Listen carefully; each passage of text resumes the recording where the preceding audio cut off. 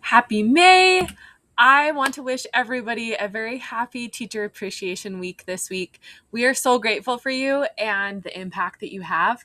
That's something that's really cool about this job is that it is very rewarding. You guys get the opportunity to impact so many lives. And I hear so many stories every day of how much you guys are making a difference and how so many students really rely on you and have you're almost like a therapist to them because they love their lessons and you're making such an impact in their lives. So thank you so much.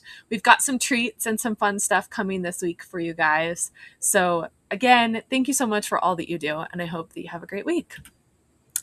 Thank you so much also, and a huge congratulations for making last weekend our largest festival yet. It was a huge success. We had 157 entries, which I think is amazing. Once we get the video and pictures back, I'll share some of those in the next meeting.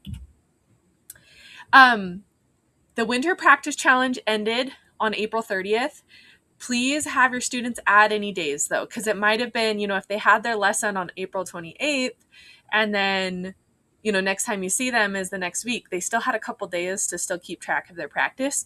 So we will give it until May 7th to give everybody a full week to get all of their numbers on there. And then I'll have the receptionist calculate that and we'll calculate the totals. I'll announce the location that won the pizza party in next week's video. However, after reading through all of your guys' comments, anybody that would like to keep going with this challenge is welcome to. I think it's a huge accomplishment just to reach 100 days. I think that's pretty cool. And we still have some stickers at the location, so feel free to still give those stickers to students, still give practice bucks to them. We will probably take down the charts on the wall, though, just so then that way we have a fresh, I don't know. I don't want to just keep stuff lingering because then I feel like students will never take them seriously. But students are still welcome to set that personal goal and keep going with that. I'm going to have my students keep doing that. But so you can plan ahead, we have a fun summer practice challenge that's coming up. We're going to be starting it on May 18th. So that's just here in a couple weeks. So students will have something new and exciting to look forward to. I'll include more information on that in next week's video as well. But just so you can plan and kind of let students know. Right now, we are really trying to be proactive in keeping our retention up. As you all know, May, a lot of people call it mayhem. It's a crazy time of year for parents. There's tons of end of the school year activities and parents need to go volunteer at schools and there's so many recitals and spring sports and parents really get burnt out and they're just ready for summer. And so, and they're just ready. A lot of parents usually quit and they're just let's just end everything. We need a break for this summer. So this is a time of year where retention usually goes down. So we have planned proactively this year. We have a lot of things that we've planned ahead for that I want you guys to be aware of and start implementing to help so that doesn't happen. So one of those things is the summer practice challenge. We purposefully are starting at May 18th instead of June. So then that way it just rolls right along. Students are motivated. There's not really a clear end date. The next thing that we have to help keep student retention high is next week we have parent-teacher-student conferences. So I will include, again, more information in next week's video, but I wanted to give a brief overview this week of what that's going to look like.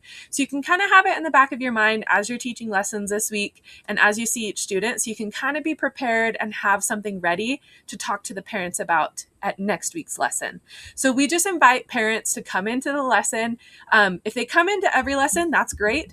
Most parents, I feel usually sit in the car on their phone or have something else. So we purposefully try to invite them to come into this lesson next week to hear their children play and to kind of get an update and to open that communication between you and them. So summer is when students are most likely to quit, not because they hate music, but because progress feels unclear, parents don't see the value, practice falls off because, May is just crazy, schedules get chaotic. So these conferences are purposely in place to solve all of those problems in one lesson. So what this conference does, it shows progress, which is the number one retention driver. Parents need to see and hear improvement. If they don't see it, they just assume it's not happening. So it's really up to us to help show and let them hear how awesome their child is doing. They also hopefully saw that a little bit at the festival, but this is even more personalized. This is a more personalized chance for you to help them see and hear that improvement. 2, it realigns expectations. So this ties directly back to our contract. If you remember the video in January where we talked about the music contract, and it's in this New Student Books. If you are curious what that is, or if you don't know, put in the comments. I'll send you the link. This kind of realigns those expectations, gives us a fresh start. The teacher is guiding progress, the parent is supporting practice, and the student needs to be showing effort. So it just kind of helps make sure that's all aligned. This is your chance to gently reinforce roles without being awkward. And then number 3, it builds emotional buy-in. So when a parent hears their child play, they feel like they're being included and they see that effort, they're way more likely to stay enrolled over the summer, because why would they want to interrupt that? So I made this super easy. We have 5 easy steps, and I'm going to put together a handout and print out to have in each classroom. I'll also include it in the text next week that I'm going to be sending out to you guys, just to help guide you and help you feel confident, and so you don't have to do a ton of prep for the parent-teacher conferences next week. So step 1, first off, you want to celebrate wins. That's huge. Start with a win. As soon as they enter the room, say, hey, thank you so much for coming. One thing that I've really loved about teaching Emma is that she is so sweet and she really puts forth lots of effort. Whenever I give her something hard, she doesn't get frustrated. She doesn't give up. She keeps working at it. Or they've improved a ton in their technique and their practice. Before they weren't really practicing, and maybe once a week, but now I've consistently noticed that they're practicing 4 or 5 days a week. And so that's huge. So you want to start with a win because that lowers defenses and sets a positive tone. The next step, demonstrate progress.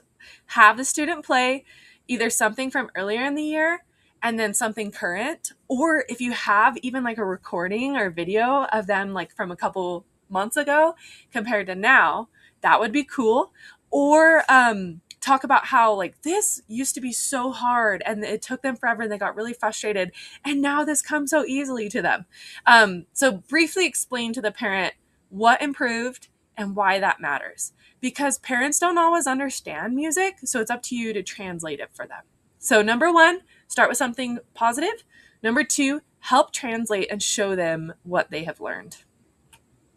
Step 3 is growth and next steps. This is where retention is important. So we want to talk about what they're working towards next. Is it an audition? Is it a performance? Is it, music theory quiz or something like that? We want a realistic goal, and summer is the key. So you want to be we are working towards this in July or something like that, because that kind of, that keeps their retention. It kind of sets a good date. So they're oh, I can't quit because we have that coming. So an example, if they keep going through the summer, they'll be ready to play this by fall, or by July. So you're selling continuation, not just reporting. And to help combat that, or to help support you as a teacher with that, if you noticed in the program from the festival, I announced this. We are going to be celebrating the United States 250th birthday with a really fun patriotic online recital. So we're going to start picking songs. Again, I'll include more in future videos, but just so it can be on the back of your radar, on the back of your mind, on your radar. Anyways, that first week of June is going to be rehearsal week during lessons. Second week of June is recording week. We're going to record them during lessons. And then June 20th is when the video submissions are due. And then we're going to compile it all and set it to premiere on YouTube on the 4th of July. So I think this is going to be really fun because students, it doesn't interrupt their schedule and their family's vacations and their backyard barbecues for 4th of July. But they can easily turn it on their phone or on their TV or have that going in the background while they're at their family barbecue or while they're camping, something like that. And then their family is going to hear them play. They're going to be excited. I just thought it would be kind of a fun way to celebrate 4th of July. So help your students start thinking of maybe some patriotic songs or something like that they would like to learn for the recital. And definitely tell parents about this at parent-teacher conferences, as part of step 3. Say, next we have a really fun patriotic concert coming up to celebrate America's 250th birthday. We're going to be recording that professionally during lessons in June. So I think if we can keep going, then I would love for her to learn Battle Hymn of the Republic. I think we can definitely have that down by June 20th when that is due. So that would be a really good goal to kind of help set that deadline and keep them coming back, keep that retention high. Okay, step 4, align expectations and reconnect it to the contract. So this is really important. You want to be light, not preachy. We definitely remember parents are overwhelmed right now. Parents are like stretched so thin. So we don't want to be accusatory. We don't want to give them more things to do. But I think it would be good to just help kind of reconnect of like the students who usually progress the fastest have consistent practice, or encouraging support. The parents take them to recitals or concerts. One fun idea I just saw on Instagram the other day is a group of parents whose kids take music lessons. They decided to start hosting like mini concerts in their backyard, and all the little neighborhood kids come over and bring their lawn chairs and they play songs, and they just bring like fun little snacks, and it's nothing super fancy, but that would be super fun for parents to do to help encourage their kids. Here's one thing that would make the biggest difference right now. Keep it specific and actionable, not overwhelming. I would just cover like one key habit that would help, reconnect to that contract and align expectations. I wanted to jump in at this point. I'm rewatching as I'm editing. And don't forget, like, one key thing to help with improvement, that could be for you. So like if you feel like the parents are doing great, the student is doing great, and you don't really have anything specific that they could do, ask them if there's something that you could do better or something that you could do to help their experience be better. Because from that music contract, there's 3 sides: the teacher's responsibilities, the parents' responsibilities, and the student's responsibilities. And then the last step is end with a clear path forward. Do not leave it open-ended. So an example is, we're excited to keep building this over the summer. Or let's keep the momentum going. This is where students usually take off. Or, they're at day 75. They're so close to getting to day 100 of practice. I want them to keep going with this momentum. They're in a great spot. We just need to keep going at this. Let's keep this momentum going. Stuff along those lines. Common mistakes to avoid. This is really important. Talking to only the parent, because then the student disengages. Talk to both of them. Being too technical, too like scientific. Keep it relatable for the parents.